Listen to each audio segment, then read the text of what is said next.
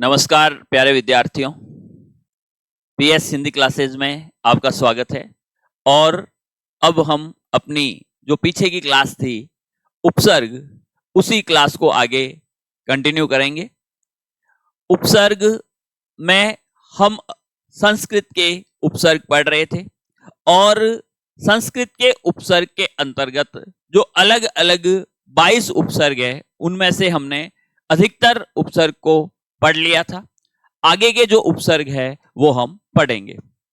उससे पहले एक चीज आप विशेष ध्यान दें कि अगर आप हिंदी से जो भी हमारे राजस्थान सरकार के या दूसरे एग्जाम्स है जिसमें हिंदी विषय से संबंधित प्रश्न आ रहे हैं, उसकी तैयारी आप कर रहे हैं, तो आपके लिए ये चैनल एक वरदान साबित होगा, ये मैं आपको कह रहा हूं।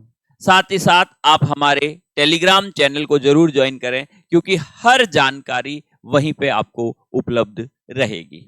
ठीक है, तो हमने जो अभी तक टॉपिक पढ़ा है वो है आपका उपसर्ग, और उपसर्ग में हम पढ़ रहे थे कौन से उपसर्ग? संस्कृत के उपसर्ग।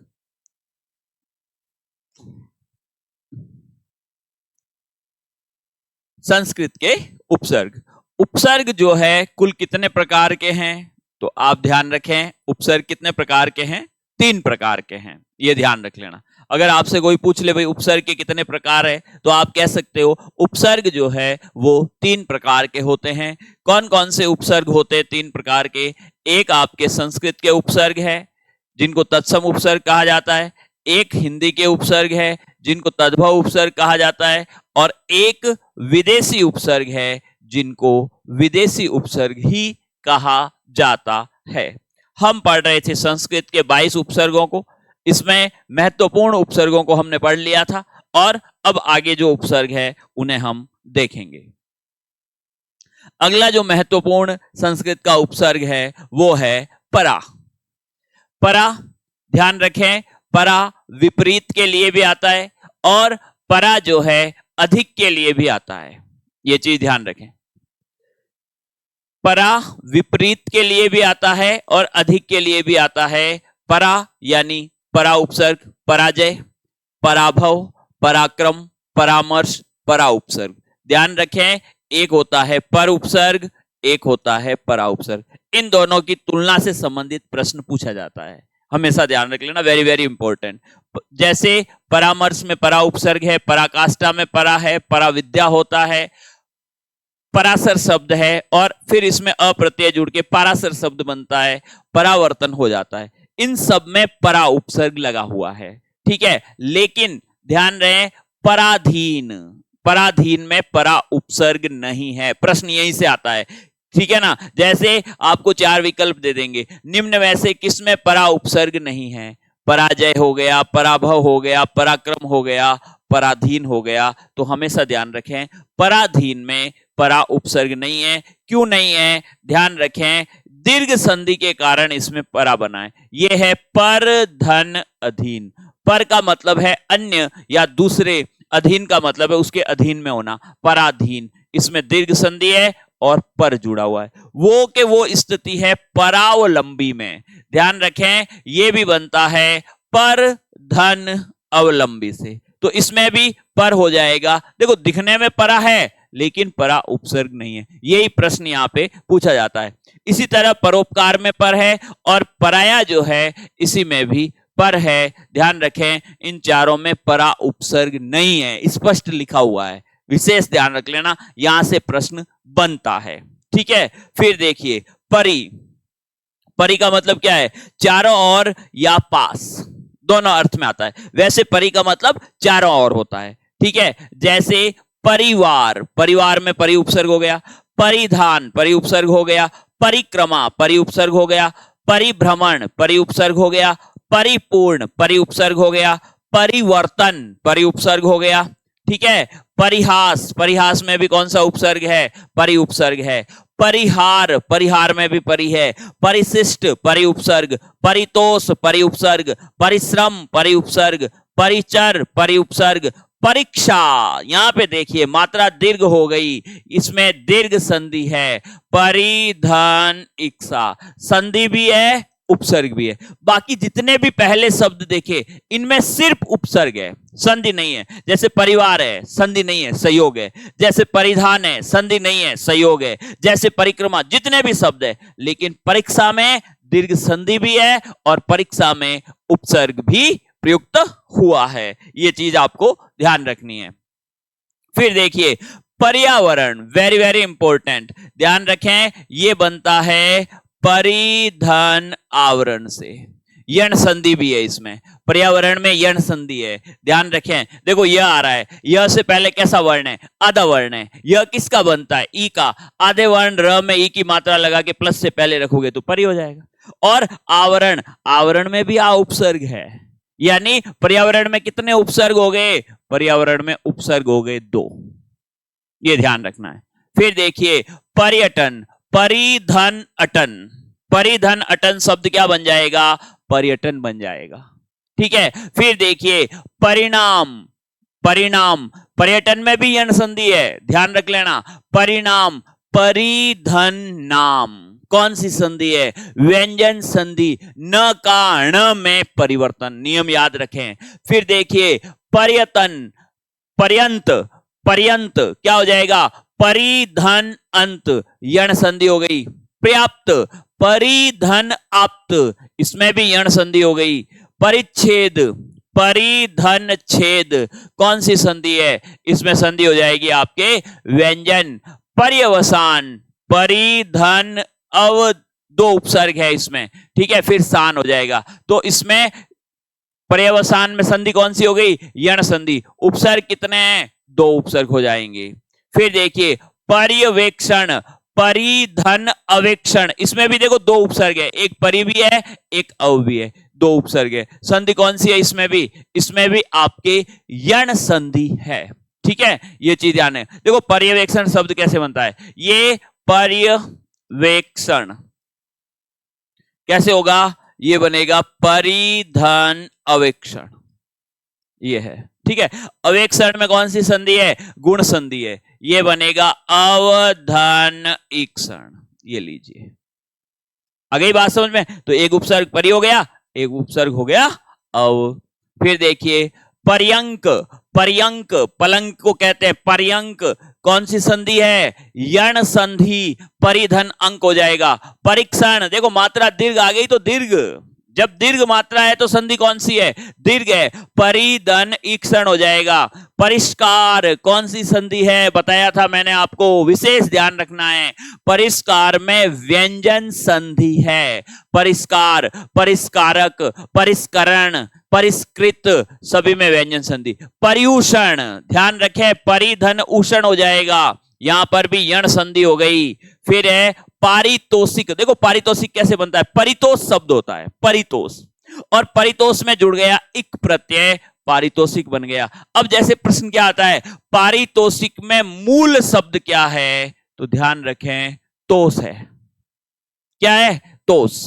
फिर देखिए पारिजात, पारिजात कैसे बनता है? परिजात में जब अप्रत्यय जुड़ता है, देखो ये जो परिवर्तन हो रहा है प्रत्यय जुड़ने के कारण, ये हम जब प्रत्यय पढ़ेंगे ना आपको बहुत अच्छे तरीके से समझ में आ जाएगा, कोई दिक्कत नहीं है, ध्यान रख लेना। अभी हो सकता है आपको लगे, लेकिन प्रत्यय पढ़ने के बाद समझ में आ जाएगा।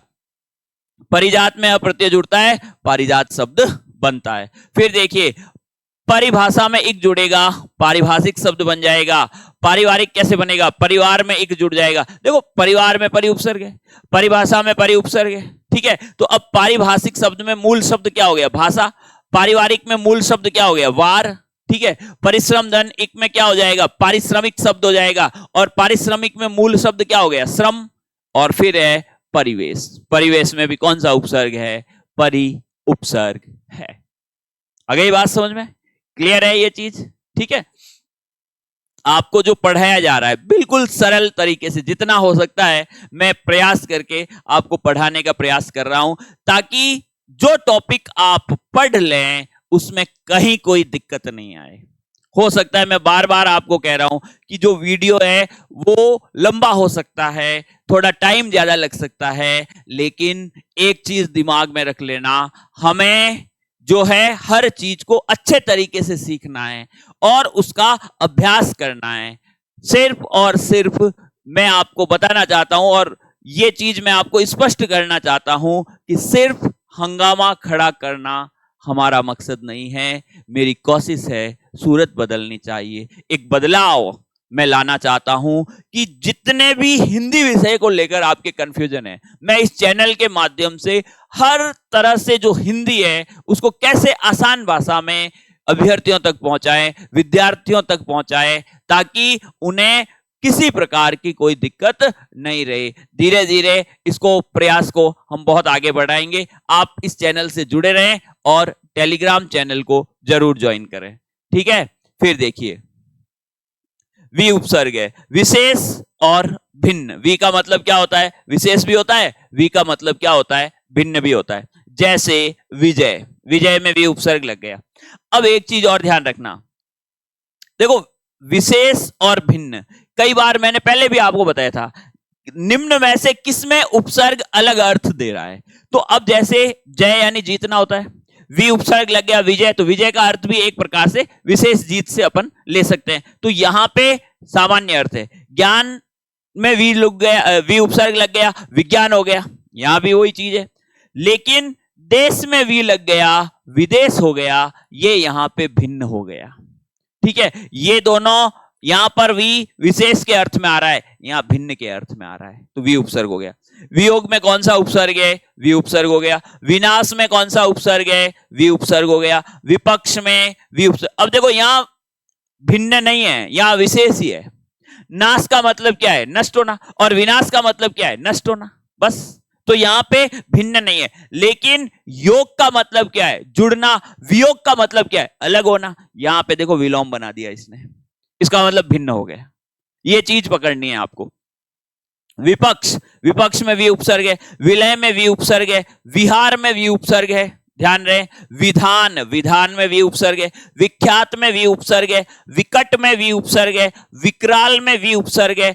विकृत, विकृत में भी वी उपसर्ग है। विरुद्ध, उपाधि के लिए आता है तो वी उपसर्ग है। विरुद्ध, विरुद्ध यानी अपने विरुद्ध हो गए, तो वहां एक विरुद्ध शब्द है। ये विरुद्ध, विरुद्ध यानी उपाधि होती है। जैसे पीएचडी की किसी को उपाधि मिल गई, या जैसे जो है महात्मा की उपाधि गांधी जी को मिल गई, तो ये क्या है? ये विरुद्ध है। एक होता है विपरीत, विरुद्ध का मतलब। विप्रलंब, वी उपसर्ग है, प्र उपसर्ग है। देखो दो उपसर्ग आ गए इसमें। विकास, वी उपसर्ग हो गया। विधवा में वी हो गया। वितान में वी हो गया। विप्रयय, ध्यान रखें, इसमें भी दो उपसर्ग है, एक है वी और एक है परी, और धन है अय, ठीक है। फिर है विदग्ध में वी उपसर्ग हो गया। विरंचन में कौन सा उपसर्ग है? विरंचन में भी आपके वी उपसर्ग है, ठीक है। बहुत आसान तरीके से अगर आप अभ्यास करेंगे ना, बहुत अच्छे तरीके से सीखोगे। फिर देखिए विपाक, विपाक में वी आ गया। विकल्प में वी आ गया। व्यवहार, ध्यान रखें, यह शब्द कई बार परीक्षा में इस तरह से आया हुआ है, व्यावहारिक।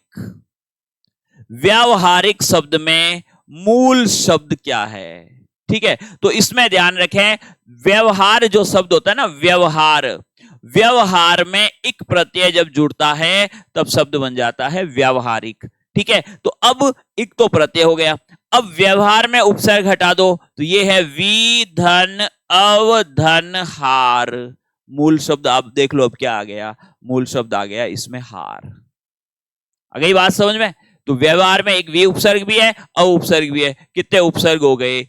दो उपसर्ग हो गए, ठीक है। व्यर्थ में भी वी उपसर्ग है। संधि कौन सी है? वी धन अर्थ। कौन सी संधि हो रही है? यण संधि हो रही है।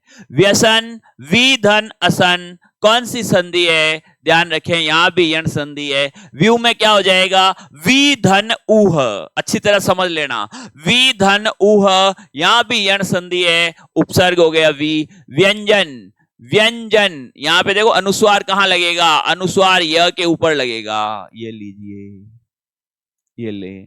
व्यंजन। वी धन अंजन शब्द बनेगा, इसमें भी आपके यण संधि है, उपसर्ग भी है। व्याधि, वी धन आधि हो जाएगा, यण संधि है, ध्यान रखें। व्यायाम, वी धन आधन याम, दो उपसर्ग हो गए। व्यायाम में पहले तो हो जाएगा यण संधि, वी धन आयाम हो जाएगा, फिर आधन याम हो जाएगा, ठीक है। तो व्यायाम में भी यण संधि है, ठीक है।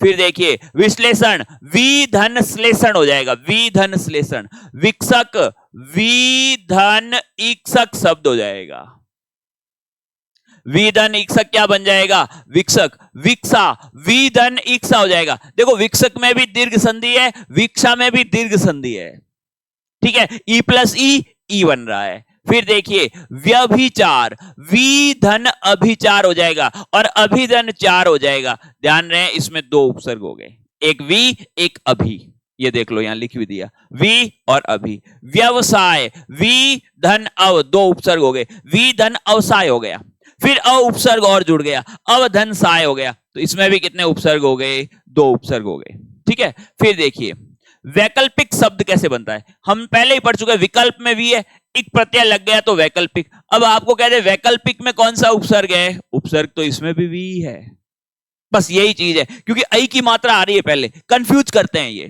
ध्यान रख लेना। फिर देखिए वैचारिक में क्या होगा, विचार धन इक शब्द बन गया वैचारिक। यहां पे भी विचार में ई उपसर्ग है, तो वैचारिक में भी वी उपसर्ग हो जाएगा। विचार में वी आ गया, वैचारिक में भी वी हो जाएगा। वैज्ञानिक में देखो, वैज्ञानिक शब्द कैसे बनता है, विज्ञान में एक प्रत्यय जुड़ा है। अब आपसे पूछ लेंगे वैज्ञानिक में मूल शब्द कौन सा है, ज्ञान, क्योंकि वी उपसर्ग है, एक प्रत्यय है। वैदेशिक, विदेश में एक जुड़ेगा तो वैदेशिक हो जाएगा। वैधव्य, विधवा शब्द में वी उपसर्ग है, यह प्रत्यय जुड़ेगा तो वैधव्य शब्द बनेगा। व्यक्तिक, व्यक्ति में जब एक प्रत्यय जुड़ता है व्यक्तिक शब्द बनता है, ध्यान रख लेना। व्यक्तिक शब्द जो है यहां पर वी धन अक्ति,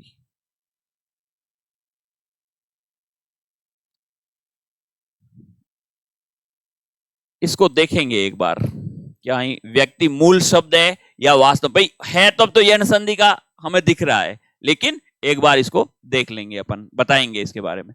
फिर है व्याकरण, वी धन आकरण आधन करण, ध्यान रख लेना, दो उपसर्ग हो गए इसमें। कितने उपसर्ग, दो उपसर्ग। वैराग्य, विराग धन य, तो वी उपसर्ग हो गया।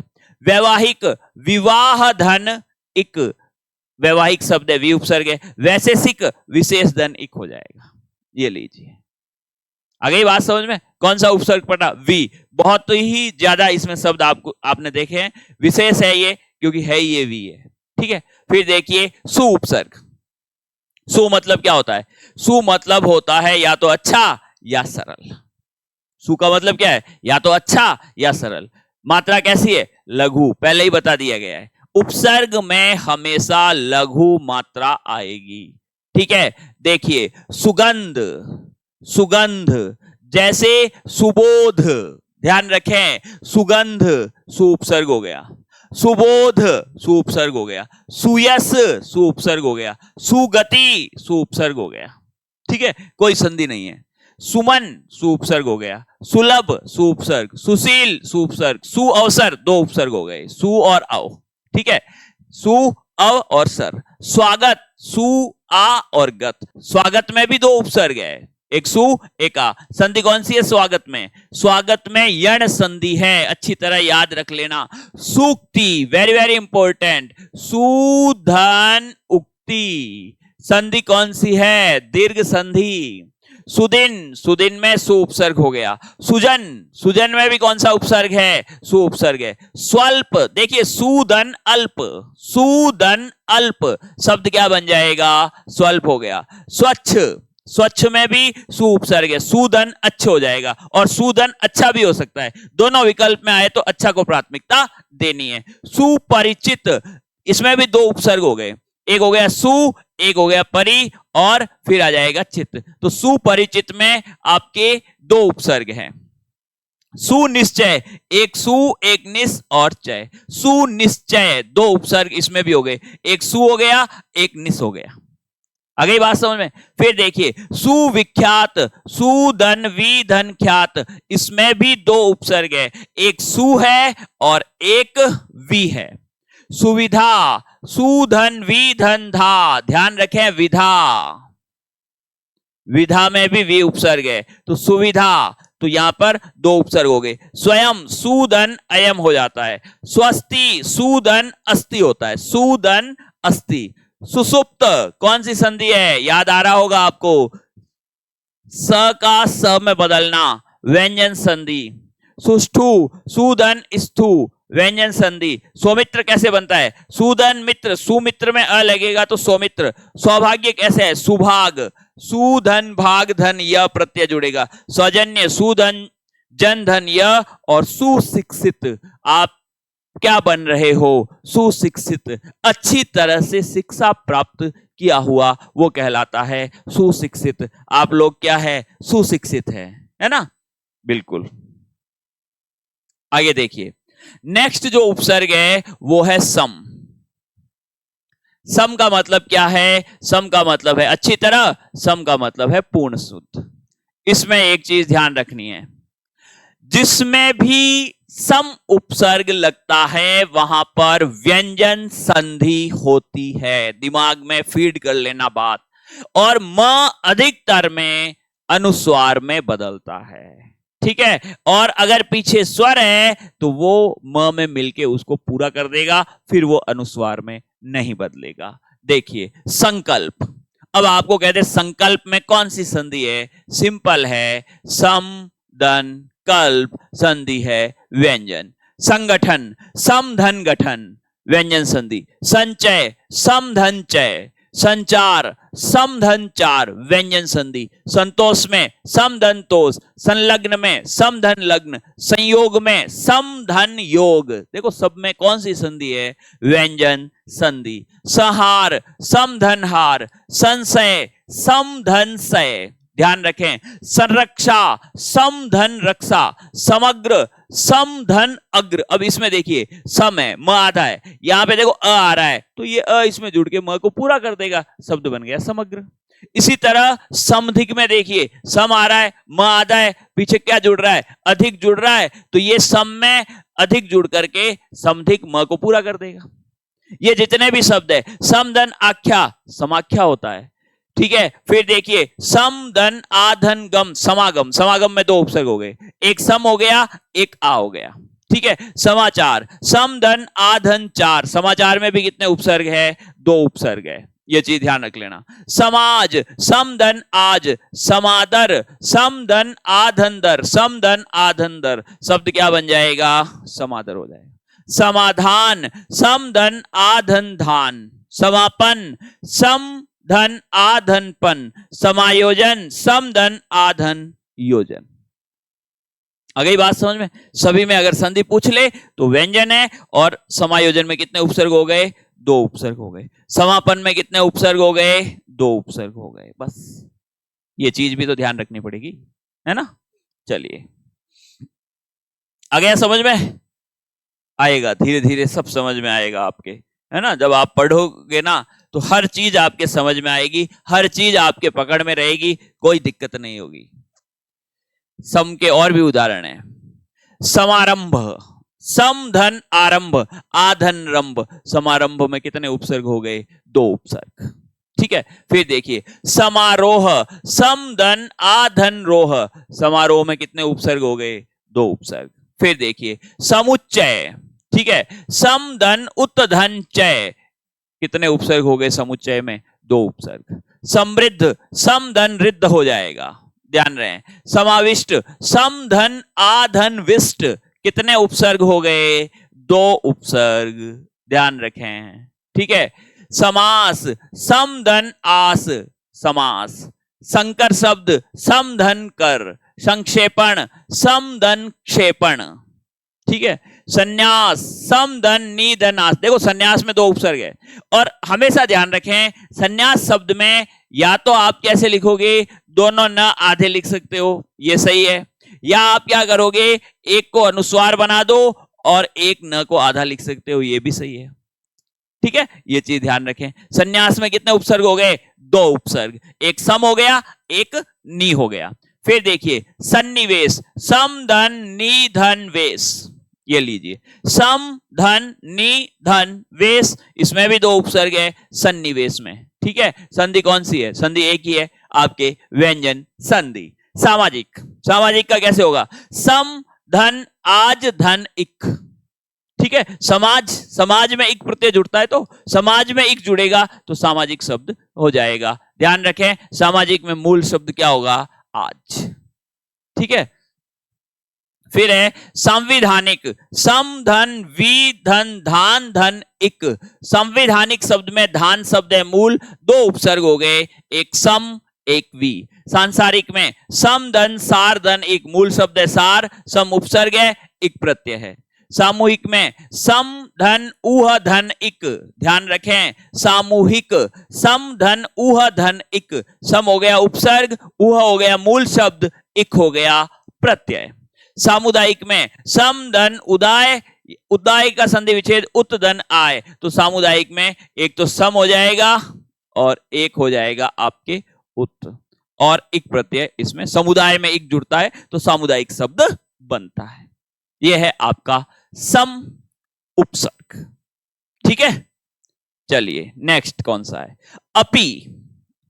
अपि यानी भी, अपि भी के लिए भी आता है, अपि किंतु के लिए भी आता है, और इसमें बहुत कम शब्द है। इसमें आपको एक तो है अपितु, एक है अपिधान, एक है अपिहित। अपिधान यानी ढक्कन होता है, ढकने के जो काम आता है, तो अपितु, अपिधान, अपिहित। आपको सिर्फ ये ध्यान में रखना है कि अपि नाम का भी कोई उपसर्ग संस्कृत में होता है, और ये तीन शब्द है, इसको आप याद रख सकते हो, अपितु, अपिधान, अपिहित। क्लियर है? Very good. तो ये थे आपके संस्कृत के 22 उपसर्ग जो हमने पढ़ लिए हैं। देखिए संस्कृत के जो 22 उपसर्ग है वो बिल्कुल अच्छे तरीके से हमने पढ़े हैं। कौन कौन से हैं ये भी आपको ध्यान रखना है। अब हम पढ़ेंगे संस्कृत के अव्यय। अव्यय क्या होते हैं, अच्छी तरह से ध्यान रख लेना। देखो अगर अपन देखें तो व्याकरण में एक तो होते हैं अविकारी पद और एक होते हैं विकारी पद। विकारी पद वो होते हैं जिनके ऊपर लिंग, वचन और काल के कारण परिवर्तन हो जाता है, बदलाव हो जाता है, और वो 4 है, संज्ञा, सर्वनाम, क्रिया, विशेषण, विकारी पद है।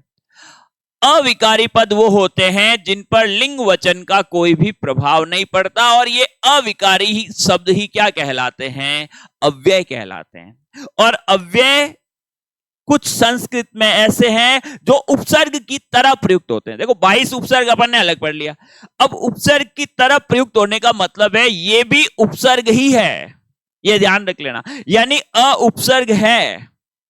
ये चीज आपको दिमाग में फीड करनी है, ये क्योंकि ये उपसर्ग की तरह ही प्रयुक्त होता है, इसलिए हम इनको पढ़ रहे हैं। तो अब अगले 22 के अलावा जो है उसमें पहला है आपका, इनका उपसर्ग की तरफ प्रयोग हुआ है, जिसमें पहला है अ का मतलब है अभाव, अ का मतलब है नहीं, और अभाव में भी उपसर्ग कौन सा आ गया, अ आ गया। आई बात समझ में? जैसे अक्षम्य, क्षम्य का मतलब क्या है, क्षमा करना। अक्षम्य यानी जो क्षमा करने योग्य नहीं है, ठीक है, ये चीज ध्यान रखें। तो इसमें अ उपसर्ग हो गया। अगम्य, अगम्य में भी कौन सा उपसर्ग है, अगम्य में भी अ उपसर्ग है। अगोचर अ उपसर्ग है। अजर अ उपसर्ग है। अजात अ उपसर्ग है। अज्ञान अ उपसर्ग हो गया, अज्ञ में अ हो गया, अटल में अ हो गया, अथाह अ उपसर्ग, अदम्य अ उपसर्ग, अदृष्ट अ उपसर्ग, अधर्म अ उपसर्ग, अपरिचित। देखो कितने उपसर्ग आ गए, एक हो गया अ, एक हो गया परि, यानी अपरिचित में कितने उपसर्ग है, अपरिचित में 2 उपसर्ग है।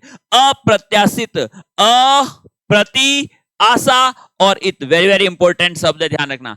अप्रत्याशित में 2 उपसर्ग है, एक तो अ है, एक प्रति है। देखो शब्द होता है प्रत्याशा,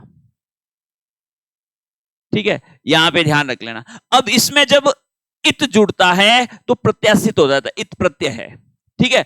और अ उपसर्ग जुड़ता है तो अप्रत्याशित हो जाता है, तो अ भी हो गया और प्रति भी, प्रत्याशा में वैसे यण संधि है, ठीक है। अब प्रश्न क्या आया हुआ है, अप्रत्याशित में मूल शब्द क्या है? मूल शब्द है आशा, जो हमें हमेशा रखनी चाहिए। जीवन में हमेशा आशावान रहें, जीवन बहुत अच्छा है और हमें हमारा जो भी कर्म है उसको लगातार उसमें आप डूब जाओ, आपको 100% सफलता मिलेगी। ये चीज मैं आपको श्योर कर रहा हूं। जो भी आपका कर्म, अभी जैसे आप पढ़ने का कर्म कर रहे हो, आप तैयारी कर रहे हो, आपका पूरा ध्यान 100% जो है ना उस पर केंद्रित होना चाहिए। ये चीज ध्यान रख लेना, आप 100% सफल हो जाओगे, ठीक है। फिर देखिए अबाध, अबाध में कौन सा उपसर्ग आ गया? अ उपसर्ग आ गया। अभाव में कौन सा उपसर्ग आ गया? अ उपसर्ग आ गया। अमंद में कौन सा उपसर्ग आ गया? अ उपसर्ग आ गया। अमर्त्य में कौन सा उपसर्ग आ गया? अ उपसर्ग आ गया। अलभ्य अ उपसर्ग, अलौकिक अ उपसर्ग, अधन लोक धनी। अब जैसे आपका प्रश्न आ गया अलौकिक में मूल शब्द क्या है? मूल शब्द है लोक, ठीक है। फिर देखिए अवैतनिक में अधन वेतन धनिक अ उपसर्ग है। अव्यय में अ भी है वी भी है, ध्यान रखें। अव्यय तो पहले अ आ गया, व्यय में और कौन सा है? वी हो गया, तो यहां पे 2 उपसर्ग हो गए। अस्थिर में अ उपसर्ग है, अकारण में अ उपसर्ग है और अकाल में कौन सा है? अकाल में भी आपके अ उपसर्ग है। आ गई बात समझ में? क्लियर है? चलिए फिर दूसरा इंपॉर्टेंट संस्कृत का अव्यय है जो उपसर्ग की तरह प्रयुक्त होता है, वो है आपका अन, ठीक है। अन, अन में देखो न आधा है, ये चीज ध्यान रख लेना। अन हिंदी में भी एक उपसर्ग आगे पढ़ोगे लेकिन उसमें न पूरा रहेगा, इसमें न आधा है। जैसे सम हिंदी में भी पढ़ोगे, सम हमने संस्कृत में भी पढ़ा है लेकिन सम संस्कृत में हलचिन है, ध्यान रख लेना, ठीक है। अन का मतलब क्या है? अन का मतलब है अभाव। अन का मतलब क्या है? अन का मतलब है रहित, ठीक है। जैसे अनंग, अन धन अंग, अनंग ये न आधा है, ध्यान रख लेना। तो अनंग में कौन सा उपसर्ग हो गया? अन उपसर्ग हो गया। जैसे अनंत, अनंत में कौन सा उपसर्ग हो गया?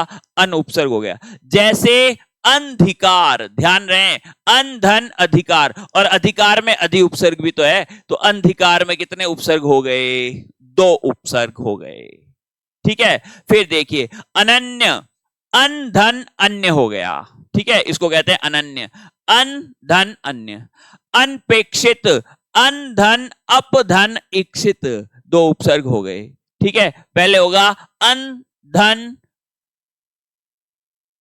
अन धन उपेक्षित होगा, उपेक्षित कैसे रहेगा? अप है ये, ठीक है, ये बनेगा आपका अन धन अपेक्षित, ठीक है। और अपेक्षित में वापस गुण संधि हो गई, ये बन जाएगा अपदान इक्षित, ये लीजिए। तो इसमें एक तो उपसर्ग हो गया अन, एक हो गया अप, ठीक है। फिर देखिए इक्षाधन, इत क्या बनेगा? इक्षित, इक्षित बिल्कुल सही है, ठीक है। यहां पे जो इक्षित शब्द है उसके लिए ये बता रहे हैं, ठीक है। फिर देखिए अनभिज्ञ, अनभिज्ञ किस प्रकार से आ जाएगा? अनधन अभिधन ज्ञ, क्योंकि ज्ञ में अभि उपसर्ग तो अभिज्ञ हो गया, फिर अन जुड़ा तो अनभिज्ञ हो गया, 2 उपसर्ग हो गए इसमें। अनर्थ में अनधन अर्थ होगा, अनादि में अनधन आदि होगा, ध्यान रखें। अनापत्ति में अनधन आधन पत्ति होगा, 2 उपसर्ग हो गए अनापत्ति। अनायास में अनधन आयास होगा, तो एक तो अन हो गया, एक आ हो गया, ठीक है। फिर देखिए अनिच्छा में क्या होगा? अनधन इच्छा हो जाएगा। अनिच्छुक में क्या होगा? अंधन इच्छुक हो जाएगा। अनुचित में क्या होगा? अंधन उचित हो जाएगा। अनुत्पादक में अंधन उत्पादक, और उत्धन पादक, कितने उपसर्ग हो गए? 2 उपसर्ग हो गए, ठीक है। अनुपजाऊ में क्या होगा? अंधन उपजाऊ होगा, और उपजाऊ में उप और आ गया। अनुदार में अंधन उदार, अनुपम में अंधन उपम भी हो सकता है, अंधन उपमा भी हो सकता है। दोनों विकल्प में आए उपमा को प्राथमिकता देनी है। अनुर्वर में अंधन उर्वर हो जाएगा, अनेक में अंधन एक हो जाएगा, अनावश्यक में अंधन आवश्यक, आधन वश्यक। कितने उपसर्ग है? 2 उपसर्ग है। अनासक्ति में अंधन आसक्ति, आधन शक्ति। कितने उपसर्ग है? 2 उपसर्ग है। आ गई बात समझ में? कौन सा उपसर्ग है? अन। वेरी वेरी इंपॉर्टेंट, लगभग प्रश्न आता है, क्योंकि अन का हम कंपेयर किसके साथ करते हैं? अन की तुलना हम किसके साथ करते हैं? अनु, अनु और अन। क्योंकि कई जगह पे अन जब उपसर्ग जुड़ता है तो अनु की तरह लगता है, जैसे ये अनुर्वर है, जैसे ये अनुचित है, जैसे ये अनुपम है, जैसे ये अनुदार है, जैसे ये अनुपजाऊ है। सीधा प्रश्न आता है, निम्न में से किसमें अनु उपसर्ग नहीं है? कई बार प्रश्न आया हुआ है, विशेष इसका आपको ध्यान रखना है, ठीक है ना? चलिए, आ गया समझ में? समझ में तो आ रहा है कि नहीं आ रहा? आ जाएगा, धीरे धीरे आएगा, है ना? पढ़ोगे ना सब समझ में आ जाएगा। आगे देखिए, अंतर, अंतर में ये र आता है, ध्यान रखना ये र आता है। अंतर या अंतः, विसर्ग संधि। देखो, अंतर भी एक उपसर्ग की तरह प्रयुक्त होता है, और पहले ही मैं आपको बता चुका हूं जब हमने दुर, दुस, निर, निस को पढ़ा था कि वो जिसमें भी जुड़ते हैं विसर्ग संधि होती है, उसी तरह अंतर भी जिसमें जुड़ेगा विसर्ग संधि होगी। पहला तो ये। दूसरा, वही स्थिति जो उनकी है, हमें उपसर्ग के रूप में अंतर को प्राथमिकता देनी है। अगर ये विकल्प में नहीं हो तो आप उपसर्ग के रूप में अंतः को भी प्राथमिकता दे सकते हो। अगर अंतर है ही नहीं तो फिर उपसर्ग हो जाएगा अंतः, वही नियम काम करेगा। अंतर्गत, अंतर्गत, अंतर धनगत हो जाएगा, अंतर उपसर्ग हो गया। अंतरात्मा, अंतर धन आत्मा हो जाएगा। अंतरधान, अंतर धन धान हो जाएगा। अंतरदशा, अंतर धन दशा हो जाएगा। अंतरराष्ट्रीय, अंतर धन राष्ट्रीय हो जाएगा। अंतरिक्ष, अंतर धन इक्ष हो जाएगा। और अंतरदेशीय, अंतर धन देशीय हो जाएगा। अब आपको कह दे इन सब में कौन सी संधि है, ये लिखा है। कौन सी संधि? विसर्ग संधि। जहां भी अंतर जुड़ेगा वहां पे संधि कौन सी होगी? ध्यान रहे, संधि होगी आपकी विसर्ग संधि। बैठ गए दिमाग में? फिर देखिए, पुनर, पुनर या पुनः, विसर्ग संधि। पुनर भी जिसमें जुड़ता है संधि कौन सी होती है? विसर्ग संधि। वही स्थिति है, पुनर उपसर्ग के रूप में संधि विच्छेद में काम में लेते हैं हम पुनः, ठीक है? जैसे पुनर्जन्म, पुनर्धन जन्म। जैसे पुनर्विवाह, इसमें 2 उपसर्ग हो गए, एक पुनर हो गया, एक वी हो गया, ठीक है? जैसे पुनर्जागरण, ठीक है, पुनर्धन जागरण। जैसे पुनर्मूल्यांकन, पुनर्धन मूल्यांकन। जैसे पुनरुदय, पुनर्धन उदय। जैसे पुनरागमन, पुनर्धन आगमन, आधन गमन। कितने उपसर्ग हो गए? 2 उपसर्ग हो गए। आ गई बात समझ में? क्लियर है ये चीज? ठीक है, चलिए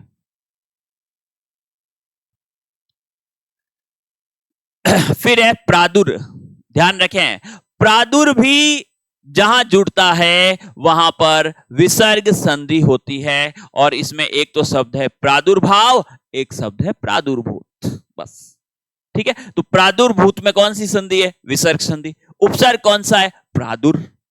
प्रादुर्भाव में कौन सी संधि है? विसर्ग संधि। उपसर्ग कौन सा है? प्रादुर। फिर है पूर्व या पहले, पूर्व भी उपसर्ग की तरफ प्रयुक्त होता है। पूर्वज, ठीक है? पूर्वाग्रह, इसमें 2 उपसर्ग हो गए। पूर्व धन आग्रह, आ धन ग्रह, 2 उपसर्ग हो गए। पूर्वानुमान, इसमें भी 2 उपसर्ग हो गए। पूर्व, अब जैसे पूर्वाग्रह में संधि भी है, पूर्वाग्रह में कौन सी संधि है? देखो आ हो गया यहां पे, पूर्व धन आग्रह अर्थात दीर्घ संधि है। पूर्वानुमान में भी संधि है, पूर्व धन अनुमान अर्थात दीर्घ संधि है। और उपसर्ग कितने हैं? 2। पूर्वाहन, ध्यान रखें, पूर्वाहन ये हो जाएगा पूर्व धन अहन। एक चीज ध्यान रखना, अहन जब भी लिखोगे या इसमें न आधा रहता है। जैसे ये लास्ट में जुड़ रहा है तो वहां पे ध्यान रखें, ये जो अ का स्वर है वो न में मिल जाता है और ह आधा हो जाता है, तो पूर्वान इस तरह से लिखा जाएगा। प्राक, प्राक भी एक उपसर्ग है, ध्यान रख लेना। प्राकथन, प्राकथन, प्राक उपसर्ग जहां भी जुड़ेगा वहां अगर संधि है तो संधि है, तो वहां पे देखो हलचिन आ रहा है, इसका मतलब संधि व्यंजनी है। ठीक है, प्राकथन, प्राक्कलन, वैसे ये दोनों सहयोगी है क्योंकि कोई परिवर्तन नहीं हुआ, लेकिन प्रागैतिहासिक में संधि हो रही है, प्राक धन ऐतिहासिक। ठीक है, अब यहां पे ध्यान रखें, प्राक धन ऐतिहासिक संधि कौन सी हो गई? व्यंजन संधि। प्राग देवता, यहां पे संधि हुई है, प्राक धन देवता। ठीक है, क किस में बदला है? ग में बदला है। प्रांग मुख, यहां भी संधि हुई है, प्राक धन मुख हो गया। प्राकर्म, यहां पे संधि नहीं है। फिर है पुरस, पुरस भी जहां जुड़ता है संधि कौन सी है? विसर्ग संधि। ध्यान रखें, पुरस भी जहां जुड़ेगा, जैसे पुरस्कार, जैसे पुरस्कृत, जैसे पुरस्चरण।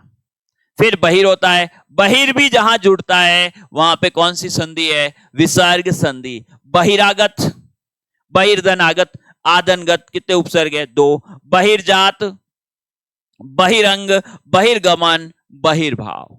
ठीक है, तो बहिर भी जहां जुड़ेगा कौन सी संधि हो जाएगी? आपके विसर्ग संधि होगी।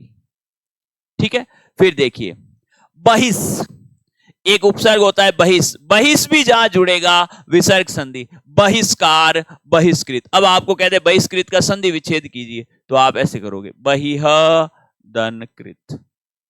अब आपको कहते जो है आपके बहिष्कृत में उपसर्ग कौन सा है, तो आप लिखोगे बहिष, और स यही आएगा। ये मैंने देखो स यहां ये आ रहा है, उपसर्ग में मैंने आपको पहले ही बता दिया स कौन सा आएगा? दंत्य स आएगा। ठीक है, चलिए आत्म, आत्मकथा, आत्म यानी स्वयं, खुद के लिए। आत्मघात, आत्महत्या, आत्मबल, आत्मविश्वास। आत्मविश्वास हमेशा आपको रखना है, ये ध्यान रहे। फिर है सह, सहचर, सह यानी साथ होता है, सहचर, सहपाठी, सहयोग, सहोदय। ये सहोदय नहीं है, ये सहोदर है, ये कर देना, सधन उदर। सहकर्मी। ठीक है, फिर स्व होता है, स्वतंत्र, स्व उपसर्ग, स्व यानी अपना। स्वदेश, अपना देश। स्वराज्य, अपना राज्य। स्वाधीन, अपने अधीन। स्वाधीन में संधि भी है, कौन सी संधि हो गई? दीर्घ संधि। स्वार्थ में संधि भी है, कौन सी संधि हो गई? दीर्घ। स्वधन अर्थ हो जाएगा। स्वराज्य, स्वरचित और स्वनिर्मित। आ गई बात समझ में? क्लियर है? ठीक है, तो ये है ऐसे अव्यय जो संस्कृत में उपसर्ग की तरह प्रयुक्त होते हैं। फिर है पुरा, पुरा भी उपसर्ग की तरह, एक परा अलग है, ये पूरा है। ठीक है, पुरातन, पुरातन, पुरापथ, पुरा प्राचीन, पुरातत्व। ठीक है, तत्व में हमेशा ध्यान रखें डबल ता आता है। ठीक है, पुराण। ठीक है, पुरा धन अन, और पुराववेश, पुरावशेष, पुरावशेष। पुरावशेष में संधि भी है, इसमें आपके दीर्घ संधि है, इसमें दीर्घ भी है और व्यंजन भी है। पुराण, पुराधन अन्न हो जाएगा ये। स्वयं, स्वयंभू, स्वयंभू। ठीक है, स्वयं यानी खुद। स्वयंवर, स्वयं सेवक, स्वयं पाणी, स्वयं सिद्ध। स्वयं भी एक उपसर्ग के रूप में प्रयुक्त। आविष, आविष भी जहां जुड़ेगा ध्यान रखें विसर्ग संधि होगी। कौन सी संधि होगी? विसर्ग संधि। तो आविष्कार में कौन सी संधि है? विसर्ग। आविष्कार और आविष्कृत। फिर है प्रातर, प्रातर देखिए, प्रातः काल, उपसर्ग पूछ ले प्रातर, ध्यान रखें, और प्रातर विकल्प में नहीं हो तो प्रातः। प्रातरुदय, प्रातर, प्रातः वंदना। फिर है इति, इतिश्री, इतिहास, इतिवृत्त और इत्यादि में कौन सी संधि है? यण संधि। आ गई बात समझ में? ठीक है, फिर देखिए अलम, उपसर्ग बहुत है, थोड़ा सा अभ्यास करेंगे, 2-2, 4-4 शब्द ही रहते हैं, इसमें ज्यादा नहीं है। अलम, अलम में अलंकरण, अलंकृत और अलंकार अलम है, और अलम जिसमें भी जुड़ेगा व्यंजन संधि होगी। तिरस, तिरस जिसमें भी जुड़ेगा विसर्ग संधि होगी। तिरस्कार हो गया, तिरस्कृत हो गया। फिर है तत्, तत् जिसमें जुड़ेगा व्यंजन संधि होगी। तल्लीन, तत् उपसर्ग है। तन्मय, तद्धित, तदंतर, तत्काल और तत्सम, सभी में तत् है। अब देखो तत्काल शब्द है, ये व्यंजन संधि का नियम नंबर 3 है। तत्काल का संधि विच्छेद होता है तद्धन काल। ठीक है, और तत्काल में उपसर्ग आएगा तत्धन काल, ये उपसर्ग की दृष्टि से ये होगा। अब यहां पे ध्यान रखें, अगर तत् विकल्प में नहीं है तो आप तद उपसर्ग को भी मान सकते हो, और यहां पर संधि विच्छेद में तद नहीं है तो फिर आप तत् को भी मान सकते हो। ठीक है। अमा, अमावस्या, अमावस, अमा उपसर्ग। सत, सत्कर्म, सत्कार, सदगति, सज्जन, सच्चरित्र, सद्धर्म, सदाचार। जहां भी सत जुड़ेगा संधि कौन सी है? व्यंजन संधि। ठीक है। इसमें भी वही होता है कि सत भी होता है और सद भी होता है। उपसर्ग में हमेशा सत को प्राथमिकता देनी है, लेकिन संधि विच्छेद में, जैसे ये सत्कार शब्द लिखा है, सत्कार, ये व्यंजन संधि का नियम नंबर 3 है। सत्कार का संधि विच्छेद होगा सददनकार। ये ध्यान रख लेना, बस इस चीज को आपने पकड़ लिया ना, कोई दिक्कत नहीं है। आराम से जो है आप हिंदी को, ये मैं बता रहा हूं, हिंदी आपके लिए खेल हो जाएगी ऐसे, यानी आपको ये लगेगा यार हिंदी जितना तो आसान जो विषय है ना, सब्जेक्ट है ही नहीं, इतनी आसान भाषा है, बड़ी प्यारी भाषा है, और हम इसमें वार्तालाप भी कर रहे हैं। फिर है आपके हिंदी के उपसर्ग, इसको हम अगली क्लास में पढ़ेंगे। आज के लिए इतना ही। आपका बहुत बहुत धन्यवाद।